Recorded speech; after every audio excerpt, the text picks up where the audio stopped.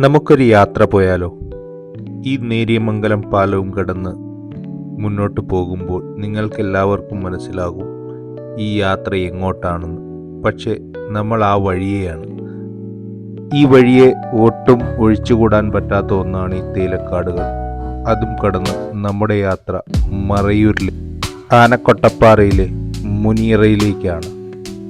ഇത് must watch place ആണ്. എല്ലാവരും ഫുൾ വീഡിയോ കാണുമെന്ന് പ്രതീക്ഷിക്കുന്നു. ഈ യാത്രയിൽ നമുക്കൊട്ടും ഒഴിച്ചുകൂടാൻ പറ്റാത്തൊരു സ്ഥലമാണ് ഈ വെള്ളച്ചാട്ടം.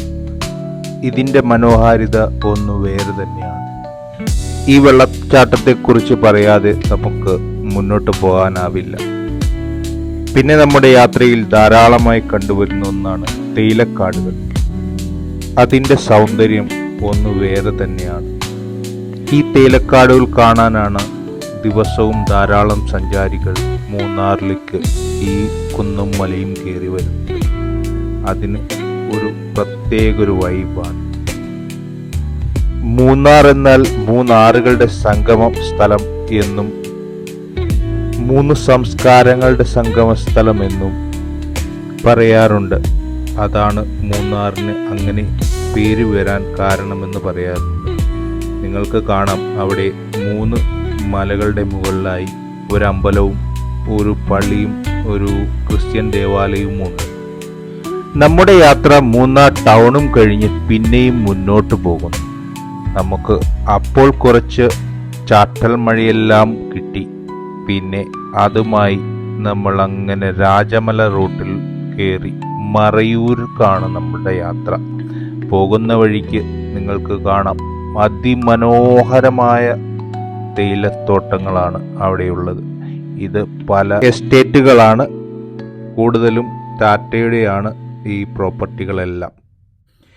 നിങ്ങൾക്ക് ഈ വീഡിയോ ഇഷ്ടപ്പെട്ടെങ്കിൽ ഒന്ന് ലൈക്ക് ചെയ്ത് സബ്സ്ക്രൈബ് ചെയ്ത് ഞങ്ങളെ സപ്പോർട്ട് ചെയ്യണം. നിങ്ങൾ ഈ തേയിലക്കാടുകളുടെ ഇടയിൽ പോകുമ്പോൾ പ്രത്യേകം ശ്രദ്ധിക്കണം, അട്ടകടി കൊള്ളാതിരിക്കാൻ. അട്ട ഒരു വല്ലാത്തൊരു ജീവിയാണ്. ഞാൻ അപ്പുവിനെ വെറുതെ ഒന്ന് പേടിപ്പിച്ചു. അവൻ തുള്ളിച്ചാടാൻ തുടങ്ങി. പിന്നെ എൻ്റെ കുഞ്ഞുമോൾക്ക് ഒരാഗ്രഹം, റോഡിൻ്റെ നടുക്ക് ഒരു ഡാൻസ് കളിക്കണമെന്ന്. തിത്തിത്താരതയി അവൾ ഒരു ഡാൻസ് കളിക്കാൻ തുടങ്ങി. അവിടെ നിന്ന് നമ്മൾ നേരെ മറയൂരിക്കാണ് പോകുന്നത്. മറയൂരിൽ കാണുന്നതെല്ലാം ചന്ദന മരങ്ങളാണ്. ഇവിടെയാണ് കേരളത്തിലെ ഏറ്റവും കൂടുതൽ ചന്ദനങ്ങളുള്ളത്. പോണ വഴിക്ക് നമ്മളൊരു കാട്ടുപോത്തിനെയും കണ്ടു. അവൻ അവിടെ പുല്ല് തിന്നുകയാണ്.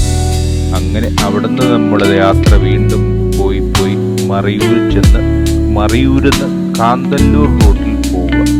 അവിടെയാണ് നമ്മൾ ഈ പറഞ്ഞ ആനക്കൊട്ടപ്പാറ മുനിയറയുള്ളത്. മുനിയറയുടെ കവാടം ഇങ്ങനെയാണ്. 20 രൂപ പാസ് എടുക്കണം അങ്ങോട്ട് കയറാനായിട്ട്.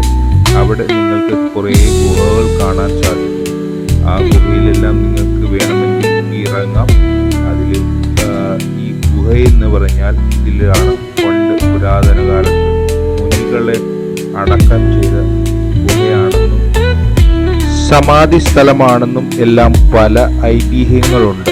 ഇതിന്റെ സത്യാവസ്ഥ അറിയാവുന്നവർ ഒന്ന് കമന്റ് ചെയ്യണം.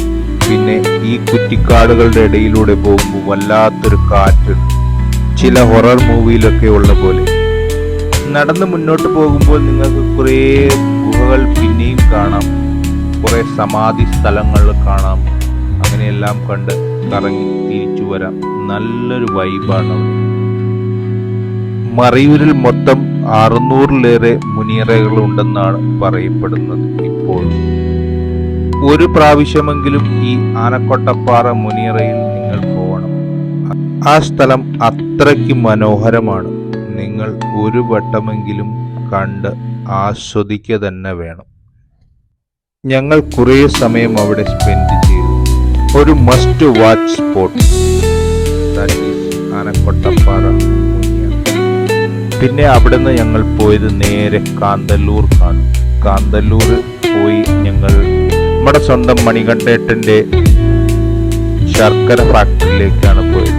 അവിടെ നിന്നും കുറച്ച് ശർക്കര വാങ്ങി ശർക്കര ഉണ്ടാക്കുന്നത് എങ്ങനെയെന്ന് കണ്ടു.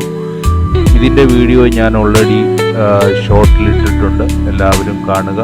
അവിടെ നിന്ന് ഞങ്ങൾ നേരെ പോയത് കാന്തല്ലൂരിൻ്റെ സ്വന്തം ആപ്പിൾ തോട്ടത്തിലിട്ടാണ്. ആപ്പിൾ, പിയർ എന്നിവയെല്ലാം വിളയുന്ന ആപ്പിൾ തോട്ടം കണ്ടു. വഴിയരികിൽ നിന്നും ഒരു ചായയും കുടിച്ച് ഞങ്ങൾ താമസിക്കുന്ന റൂമിലോട്ട് പോന്നു. മറയൂരാണ് ഞങ്ങൾ താമസിക്കുന്നത്, ഈ വൈൽഡ് സ്റ്റേ റിസോർട്ട്. ഇത് കാടിൻ്റെ ഒത്ത നടുക്കാണ്. ഇതിന് താഴെ ഒരു അരുവിയുണ്ട്. നമുക്ക് അവിടെ പോയി കുളിക്കാം. ഇതിൻ്റെ മറ്റു വിശേഷങ്ങളെല്ലാമായി നാളെ വീണ്ടും വരും. Thank you so much.